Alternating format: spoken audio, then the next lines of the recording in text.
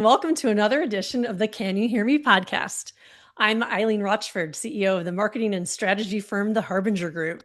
And I'm Rob Johnson, president of Rob Johnson Communications. As you know, we like to talk about building a brand that is authentic to you and resonates with the marketplace. And while we will be discussing that topic today, we will take it in a slightly different direction. Our guest today runs his marketing and branding firm, Modern SBC, with his sister and has for many years. That's right. Let's welcome to Can You Hear Me, Kevin Connor, principal at Modern SBC, where I believe you have run and owned the firm for more than 25 years. Is that right, Kevin? Oh my We gosh. have. So I've been Wow. with the same company since May of 1988, Eileen, and been the owner since June of 99. So 27 years this year. That was Where does it go, fantastic. right? Yeah. Well, welcome to the show. We're very grateful to have your expertise and you on our show today. But just to kick things off, we always like to start by hearing our guests' origin stories so that our listeners can get a sense of the expertise you're bringing to our conversation and kind of how you got where you are in your professional journey. How's that sound? Uh, that sounds fun. Great. I'll give it to you. You're looking at probably one of the worst finance majors at Temple University ever graduated. Um, Okay. because I took my first marketing class second half of my senior year and found out that I was probably in finance for the wrong reason. And always had a liking for marketing. Believe it or not, as I shared before, I used to watch Bewitched a lot as a kid. And if you remember, her husband, Darren, was in advertising. So I'm this 8-year-old fat kid stuffed my face with Fritos and soda, just watching TV, and I'm paying more attention to him. I don't know why, though. So it's kind of like parked up in my head. I've just always been interested in consumers and what influences people to buy certain things. So I love going to grocery stores where you've got basically about 45,000 items on there and just watching people, like, how do they choose? You know, because that's me. I mean, I'm doing the same thing, right? You just want detergent or food or candy or the vegetables. You're just watching. It's kind of fascinating. I think everybody's got this lab right around them for Right. just learning about marketing and branding and how it all works. So Yeah. that was a very long answer to your very short question. My apologies, but that's basically how No, it started. So that's what we were looking for. We were looking for the backstory there. So, let me let me ask you the question that I think we all want to hear a little bit about, and that is how you decided to go into business with your sister. First of all, what's her name, and how that Sure. sibling collaboration has worked out for you all? How did you decide, Uh, yes, we should do this together? Great question. That Diane is her sister, is my sister's name. My apologies. And we came together. We were in similar businesses, and she had a business of her own. And when I call myself a desperatepreneur, I did not set out to be an entrepreneur, but the business was going to be for sale, and the previous owner wanted to sell. And I had a wife and 3 kids at home with a brand new mortgage, a brand new house. And 6 weeks later, he said, "I'm going to sell the company." So I said, "Okay." And I wondered what it might be like to own the company myself because he already had a buyer. He said, "Go meet the buyer." I came back. I'm like, "Man, I'm not the smartest egg, but maybe I can do what he's going to do." And put it together, put a team together, myself and another guy. And we bought the other partner out about 15 years ago. So it's me and my sister. So Diane and I are two of 7 kids. We are numbers 4 and 5, right in the middle. Sometimes it's like we like to think that we're kind of the diplomatic ones in the middle. Maybe, maybe not. It became to be together. She said, "You know what? You're going to buy that company. Why don't I just fold my business in and we'll just have one company together?" Huh. So that's what we've done since then. The So, pluses and so go ahead. what was her business that she was doing? I'm curious. We did a lot of we were print distributors. So Okay. she dealt with a lot of banks and believe it or not, nursery resale. So Hmm. we did a lot of print. We sold print. So, what If you made you need, think let's go into this? Let's do this Yeah. together. Why not? Yeah. What yeah, what gave you that notion? uh, opportunity was there because it was we needed to come up with some cash, and we were taking on investors. So and she had an idea, and I always got along with my sister. So it's interesting. So I'll tell people that story, and invariably I see them look up into the right in their eyes, and I say, "I know what you're thinking." They're like, "What do you mean?" I said, "You're thinking, could I go into business with my brother or sister?" And they're like, "How did you know that?" I was like, "Well, I've seen that look 1,000 times, right? It just kind of everybody's interested in that. I never really thought about it that much." And call me ignorant, I don't know, or naive, but I just kind of said, no, what could go wrong here? When you're 20, I was 30, what could go wrong here? Well, lots of things. We've come across family business organizations, and the stories we hear are just like, wow, a lot of stuff. Money and power can do interesting things to people, right? And when Yeah, you for have to sit sure. down for people at Thanksgiving or Christmas, they can do a little bit more. So we've been very Well, fortunate so far. yeah. What were the family dynamics like when you were growing up, and has any of that kind of followed you into your business management together? Great question. So my father sold Cadillacs and Lincolns. Basically what we did. So we were 7 kids, and it was probably much like you. We're having dinner. There's 2 parents and 7 kids, and we're just discussing. A lot of what we talked about was just kind of sales philosophy. I didn't know it at the time, but he was just in customer service. He shared lessons about customer service, how do you take care of people, and what might you see and what to listen for. So Diane and I kind of handle the sales part. Um, Oddly enough, we really don't do what we sell. Like, we go get the business and give it to the people that can do it, and then we represent it. So our job is to kind of be the hunters. Diane's more Excellent. operational than I am, actually. She's kind of taken on that role a little bit more so than me. But those are But great skill sets, the yeah. complementary ones, right? You're Mhm. hunting and she's operating. Yes, we've been very fortunate. Exactly. So And it sounds like your sales training started very early in life for both of you, which is uh, big you know, boon, right? not that I knew it, it was always there. It's kind of that present and background, like that sales mindset, right? And Yeah. just being around other people. And Yep. sometimes I still look at it like, oh my God, I missed that years ago, but now it makes more Sure. sense. It's funny, Kevin. I share something with you just in one respect. My father was also in sales. It was financial services, essentially. He's in sales and client service, right? That's like core to to retain those whose portfolios you manage. And I would listen to him just in the background. I would hear him talking to clients on the phone at night when he could reach these people. Many of them were Yeah, teachers sure. and union members and things, and so he could only talk to them at night. And he would do it from our house, and I would hear how he walked them through things and the kind of probing questions he would ask. So it's interesting how things like that, as early as your grade school years, can have an You're impression setting the in tone, right? You're listening. early. Yeah. So you're And taking it coming real. from big families too. That's the other thing, right, Eileen? Right. Yeah. We're gonna have to save that chat for another day, Kevin. Oh Right. boy. Yeah. That's probably not, good for air. There's a whole lot.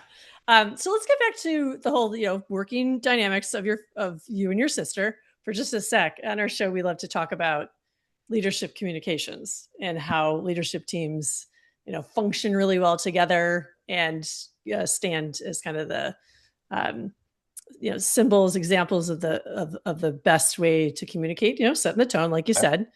So, what would you say is the biggest plus of the two of you working together? And don't shy away from this one. What is the greatest challenge? Now, I'm going to call her later and ask her for her Fact input check. We're fact checking. Absolutely. I would and expect add nothing that less. Nothing to the less. show Sure. notes. Yes, don't you worry, Diane. You will have your say. But let's hear it from your perspective, Kevin. That's a great question. And believe it or not, it's as many years we've been doing this, I'm not sure I've ever heard it put quite that way. So I think we both, as I said before, look, you're always different kids, right? No matter what the family, but we grew up in that mindset where I think we both have a sales first mindset because we've been there as salespeople, right? Nothing happens till somebody sells something, bring it in. And then being, try to manage the day to day. So that would say probably one of the biggest pluses, one of the biggest minuses. I think sometimes we're too much alike, and we've both been told that we can be impatient sometimes by our brothers and sisters. They move a little bit different, where Diane and I are just like, all right, let's go. What's next? Right. So that's something we're working on, being more patiently impatient. So Would you think that maybe behind the impatience, there may also be just you have such a deep shared understanding and familiarity that you kind of read each other's minds, or at least know what the other is probably thinking. You can finish each other's sentences, that Finishing kind of sentences. stuff. Yeah, is that part that of it? sounds so noble, Eileen. I wish I could say that always the way there. I want to meet that person. Sometimes there is some of that, but so so my son had speech difficulties in grade school, right? So he had a speech therapist. And we're going to meet speech therapists, and I'm just listening to her talk, and she's like, you know what? Like you're thinking like the speech therapist is the most kind-hearted person. She's like, sometimes I just want to reach Eileen and just swat her in the back of the head and push that word out. I'm like, oh my God, you think like I do. Like that's, and she's just like, if she can be patient, I was like, all right, gotta do that. So, Patience. and then you know Okay. what? Not everybody thinks like, so we bought a company a couple of years ago, and I was led to the opportunity by a salesperson at the company. And she said, well, she showed up on a Monday one day and they told her at 10 o'clock, we're going to close the company. She's like, I've been here for 30 years. What are you going to do with your hundreds of customers? She's like, we don't, they had made their money on a tech trajectory of something else. So this business was just kind of sitting here, and they were like making some good money. It was easy money, but we're just going to close it down.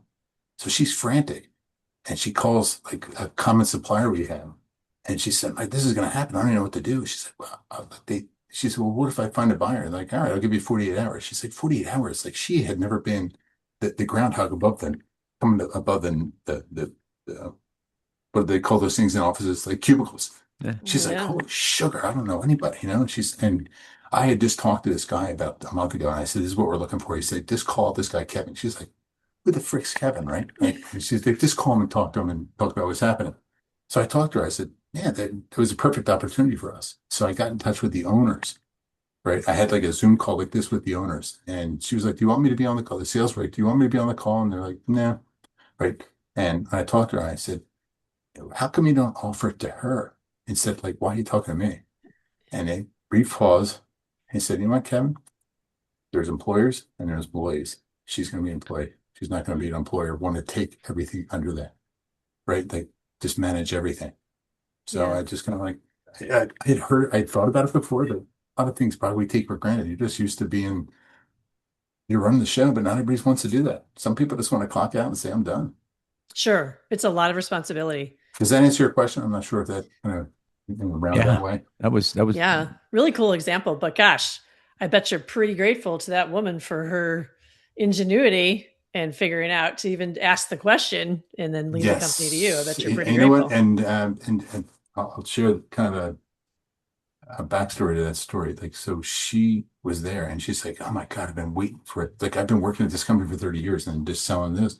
I've been waiting for somebody to come along. Like, everything that you folks do, more marketing, I want to do. This is great. Oh, I can't wait to do this.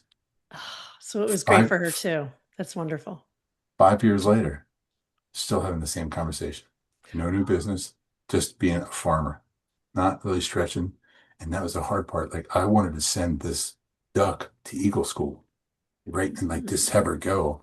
But I just couldn't either. I wasn't the best manager. I just never, she just didn't really want to change. And it was difficult. We had to part ways. Well, Interesting. That is so reassuring because we all have been there, and sometimes yeah. we get stuck as entrepreneurs and And you're owners just like putting your beating head around the ourselves up, neck, like like just why behave couldn't this way. I do this, and why can't Yeah. you do it, and what the heck. But so you're so right to you're make the decision to part ways. you're It's you're how it is sometimes. patiently impatient, as you mentioned. How does I was for that five how does years. that manifest itself? Because you mentioned that as a challenge that you have with Diane as you run your business. How does that manifest itself? How do you check yourself and say, oh, okay, I'm learning a few things here. I need to be more patient. How does that play in your world?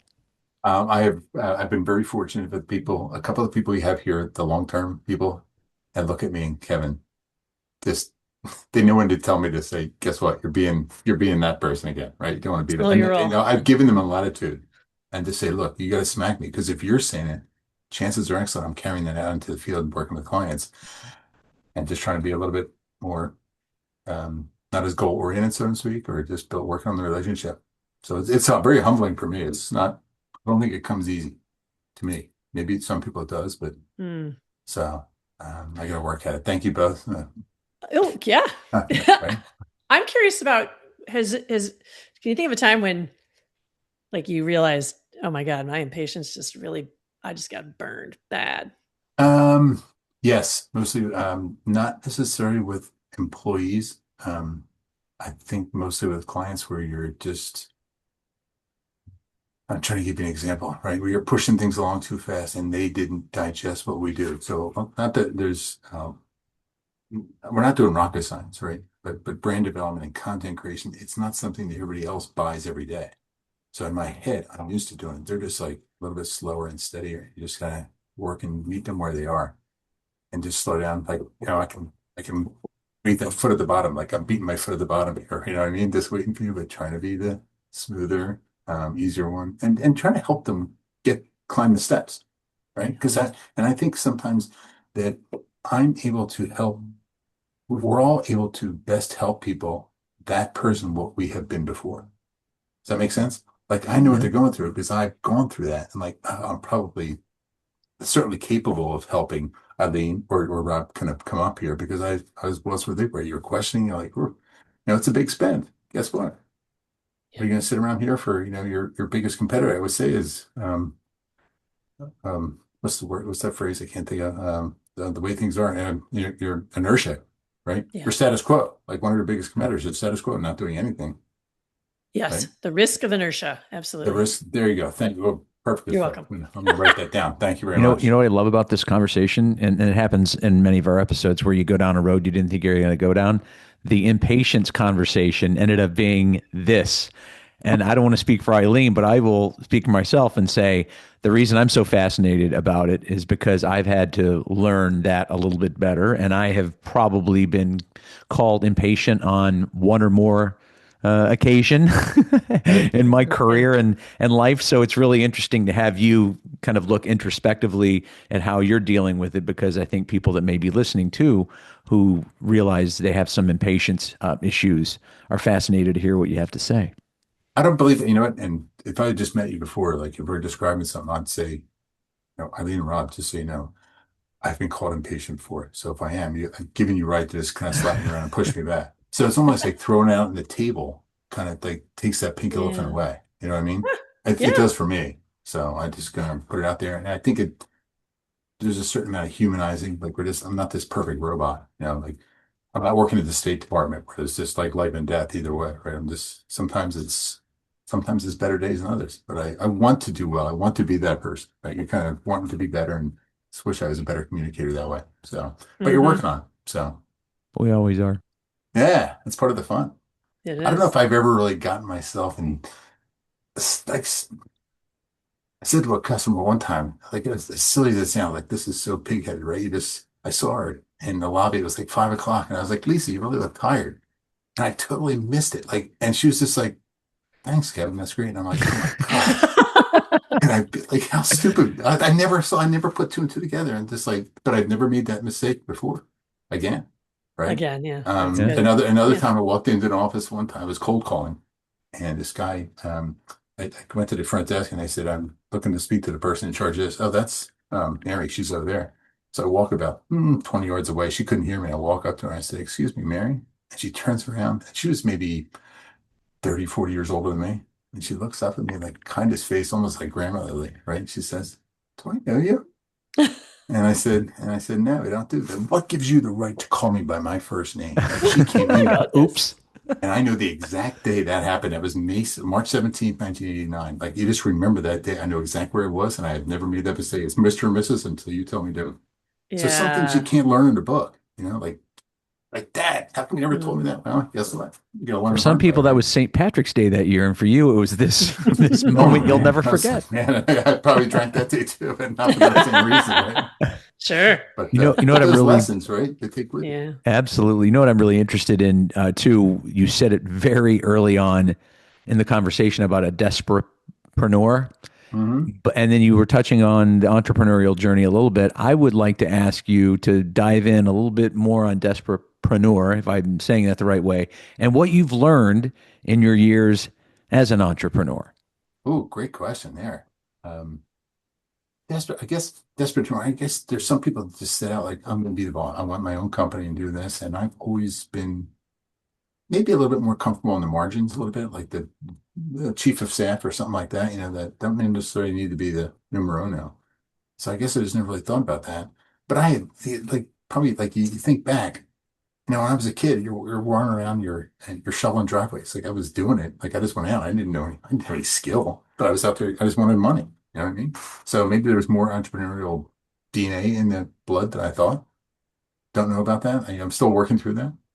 Um, and an entrepreneurial journey, something I've learned. What I've learned a lot is get around other entrepreneurs because sometimes just that tide can rise, right? And you start to see things in yourself, which you may have questioned your own behavior. You're like, maybe that's okay. Let's flip that around and just what's the plus sides of that and take it and run it because not everybody is going to be that. Some people are just going to be that employee, right? I want to say I've been to Ducks or Eagle School. I don't want to be sitting as a duck the whole time.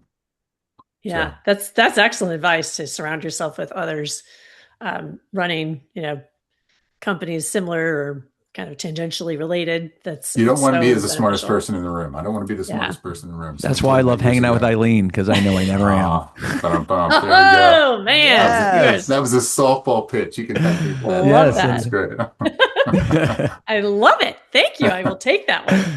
But there's so many Yeah. stories around entrepreneurs, and I'm sure you do the same thing. You're around people, and they just have stories. They got stuff going on. They're Yeah. doing stuff, and it's exciting. It's inspiring. It's It is. enthusiastic I to be around. completely agree. It's great advice. I personally have been a part of a group of agency owners. Have you really? Yeah, Yeah, good for for quite a you. while. Yeah, and um, the group conversations are great. There's often a speaker, and that's kind of related to running your business effectively, or kind of issues or trends related to communications agencies, things like that. But honestly, it's the relationships with other agency owners whom I met through the group or just reconnected with because I may have known them in past lives. And lo and behold, we ended up also, both of us or all five of us running our own businesses. But who knew that when we were interns, when we were 22, Great. that would be the case, right? Wow. But reconnecting with them and then just having conversations about what do you struggle with and how did you solve for that? And is it worth Great. going to, different, programs for, like certificate programs from Chase and things that help with, running Sure. businesses. Like we getting really honest answers from people in similar seats in different places who, there's no competition. It's You're just, just looking to push each other, yeah, right? I like Yeah. I and most people who join groups like that are really selfless in that they want to help bring up other people and help them to learn from the mistakes that they may have made. That's what I have found, and I second that.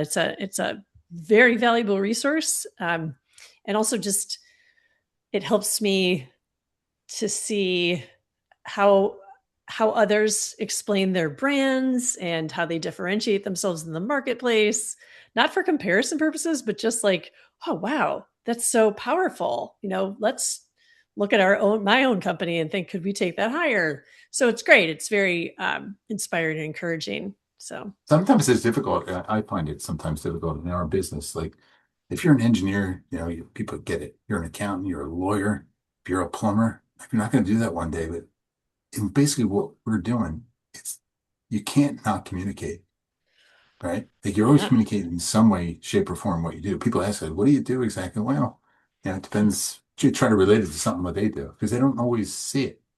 It's not very visual sometimes. it is. Because It's so we hard. sell intangibles, right? We sell intangibles. Totally, we and do. and, and So communication is like many things, it requires self-awareness. So you could sit there and say, "Oh, we're great at it. We have a marketing department. We're terrific." And you're like, "Oh, okay." And then other people say, "We could be better at that." And then I'm mhm. like, "Oh, okay. Now we need to continue this conversation." But if you don't have that self-awareness, then you're Right. never going to be able to be a supreme communicator, in my opinion. No doubt, 100%. Wow. Yeah, you're always getting better. You always get better and you pay attention to people you go on there before and you just listening to them like, wow, I just love how they said that. Right. So Yeah. I always think like if I always wanted a government job, it would always be in the State Department. It's never like being a president or vice president, always State Department, like diplomatic and just have language and vocabulary, your skill. Like, oh my God, it's the perfect word. Like you just want to chop off your tongue because that was said so perfectly. I couldn't even write that. Right. I know. Like, So yeah, like that was awesome. I love mhm. that. So One of my measures of like kind of great examples of people who are CEOs in particular that I interact with, of how I compartmentalize like or rate them in my head, is the thank you note. And I have a wall of thank you notes that I have received handwritten from different leaders and CEOs over the years, and they're beautiful. The choice of their words, the crispness of their sentences, the meaning that they convey in these, 5-6 sentence thank you notes. It's incredible. And it's very interesting how for me, they're the, like, if I had to rank the best communicators I've ever worked with who were CEOs and leaders of clients we've had, those the best communicators also send thank you notes and they write great thank you notes. Yes, I would. And it's I a would lost totally art. agree with you. So it's, It I is mean, a lost that's art. Funny terrific. example. Yeah. Funny Wow. example. Did you ever hear them called bread and butter notes? Yeah. I Yeah. had never heard that term before. This came Yeah. like 2 weeks ago. I was like, that's awesome, right? But I agree Yeah. with you. Being able to put pen to paper and so I volunteer at a high school leadership and business camp in the summer. So I'm dealing with about 20, 16, 17-year-old kids every year. I just get them handed. And they're just like, what? Like you put the pen to paper? Like how long is it going to take? I'm like, you know what? A monkey can write an email, but you're going to stand out more if you write Yeah. with a pen and paper, put a stamp on it. I know you have to wait like 2 or 3 days, but trust me, they'll remember. I've gone into clients' offices where I see my thank you note sitting there. I'm just like, right? And they're just So like, to glad you your did it. point, like how many people do it? You just don't do it. Yep. You stand Not out a from the lot. crowd. That's what I think. Yeah. If you can read my handwriting, you're even better, right? So That's my problem because sometimes it gets a little messy and I'm like, I'm not sure they're going to figure out every word. I'm left-handed. I'm note. scooping right over my pen there. Yeah. Uh-huh. So, Oh yeah. gotta make the I have effort, to right? rewrite mine every time. Like I will write it on regular paper before I get to the stationery at least twice. Oh, it's Because just you, not Eileen. Nobody else accustomed. goes through that. You're the one that does it. It's only you, right? My hands Preserving have her stopped, stationery, yeah. though, very smart. My hands have stopped knowing how to write. So it's like I have to retrain myself. You ever get to that second to last word and you screw it up Yeah. and You're like, oh, I got to start all over again. Oh, for goodness done that? sake. Yeah. Yep. Like I'm back in high school, right? So It's still yeah. worth trying though. Okay, It so is. one more meaty question for you, I think. Right? And that is, so you've been doing this for quite some time, brand building. Let's look at, or tell us about, what did brand building mean when you first got in the business, and now today, 25-ish years later, what does it mean? What are the differences between them, and how does that kind of play into what you do for a living? Terrific question. And been thinking about that. It's interesting. Think back in the 80s. A lot of people can say there's technology difference, right? We're all dealing with technology. It seems to me that it's a power issue in that back in, let's just say the mid 80s, right?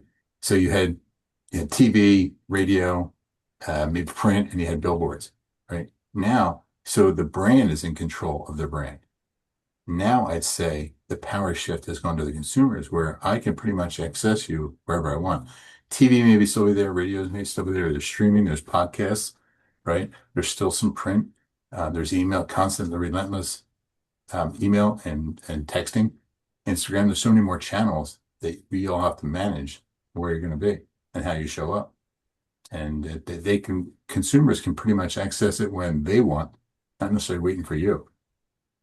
Does that make sense? Yeah. It's a great answer. Huge difference. That's the biggest channel. It's we went from here which I down think to is here. good.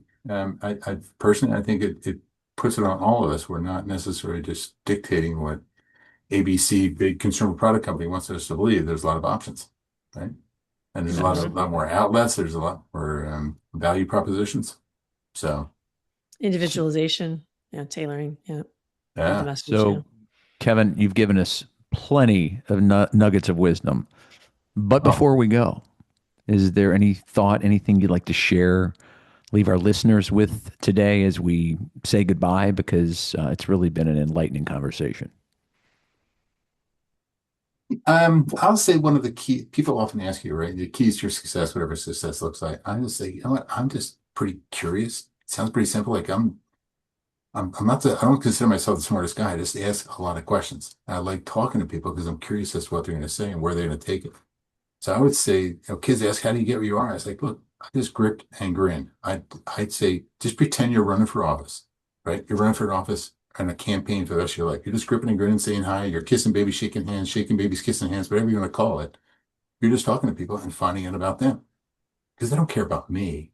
They want to talk about themselves, right? They'll share their stories with you, and it's more fun that way. And if you're just genuinely curious, like, man, come up with really odd questions. And I told all my kids, I have 3 children. They're all in their 30s. They're all productive citizens, right? So look, your mother and I, neither one of us were in the National Honor Society. like your DNA questionable at best, middle management at best. No, I don't say that, but you get the drill. I say, look, just have questions in your back pocket all the time. Just be able to walk up to somebody and just sit next to them on a park bench and just ask them questions. Start talking like, what do you normally do on a Monday night at 5 o'clock or something like that? But it gets the pressure on them. The person asking the question will kind of dictate where they want the conversation to go. That may sound patient, may sound kind of egotistical, but I find more often than not that, much like Rob said, you start here and man, you're pretty soon you're just talking about over here. And I've had opportunity come to me more often than I can count that way. Just and you like probably like your clients and you're like, how did I get here? Right? You go back. Oh my God, I met this person and I said hi to them. I walked in the room and just like, hey, start talking. So I don't have easy answers for that, but I find the more people, I just kind of lead with curiosity.